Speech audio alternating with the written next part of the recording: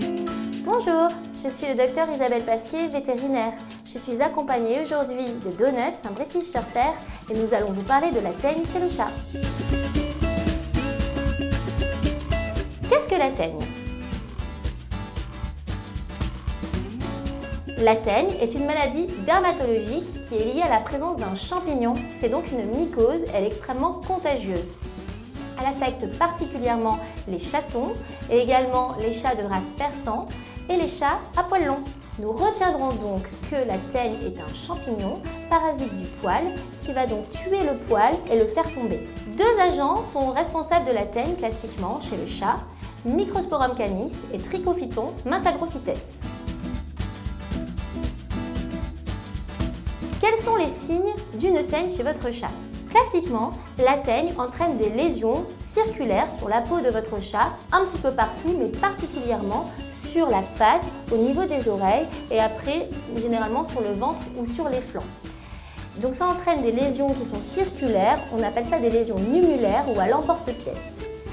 Sur ces lésions, on a moins de poils, ou voire plus de poils du tout, et la peau peut avoir un aspect un peu noirâtre et également une présence de pellicule est assez fréquente. Est-ce contagieux? La teigne est effectivement contagieuse pour l'homme. Elle entraîne des lésions au niveau de la peau, ce qu'on appelle un herpès circiné. Alors comment vous pouvez vous apercevoir que votre chat vous a transmis la teigne? Ça entraîne en fait des lésions qui vont être circulaires avec un halo beaucoup plus rouge en périphérie de la lésion. Cette lésion peut ou pas vous gratter. Et contrairement à d'autres teignes, la teigne du chat n'entraîne pas de lésions pour nous au niveau du cuir chevelu. On va avoir des lésions un petit peu partout sur le corps, mais uniquement sur la peau et pas au niveau des cheveux. Comment se fait la contamination? La contamination peut se faire de manière directe, c'est-à-dire de chat à chat ou de chat à l'homme, mais également de manière indirecte, car en effet le champignon, les spores, vont résister de manière très longue dans l'environnement. Donc, votre chat peut émettre des spores dans l'environnement et vous pouvez vous contaminer ou un autre chat peut se contaminer s'il est en contact avec les spores qui sont dans l'environnement. On parle alors de contamination indirecte. Comment traiter votre chat qui a la teigne? Déjà par voie orale, votre vétérinaire vous prescrira un traitement antimycosique par voie générale et le traitement va s'étaler de 3 à 6 semaines. Également, vous pouvez appliquer des lotions un jour sur deux pour éliminer les spores, généralement pendant 3 semaines.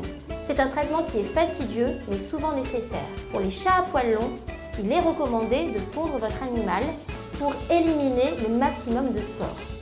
Retenez qu'en cas de teigne, il est nécessaire et incontournable de traiter l'environnement.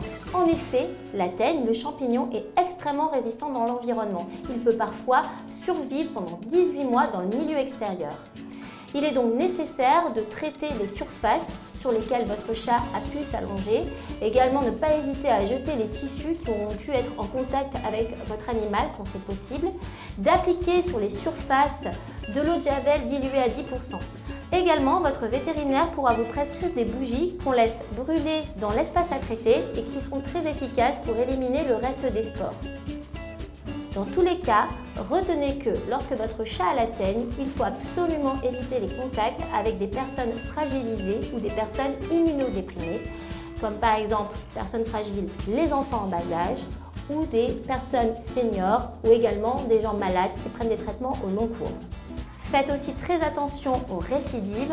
Votre chat peut être ce qu'on appelle porteur asymptomatique, c'est-à-dire avoir lui-même les spores et être contagieux pour les autres, mais de montrer aucun signe dermatologique. C'est ce qu'on appelle alors la teigne asymptomatique. Comment se prémunir de la teigne? Le grand conseil, c'est lorsque vous achetez un chaton, au moment de l'acquisition, n'hésitez pas à le montrer rapidement à votre vétérinaire qui fera un examen clinique complet. Il pourra alors déceler des éléments évocateurs ou non d'une teigne. J'espère que ces conseils vous auront été utiles.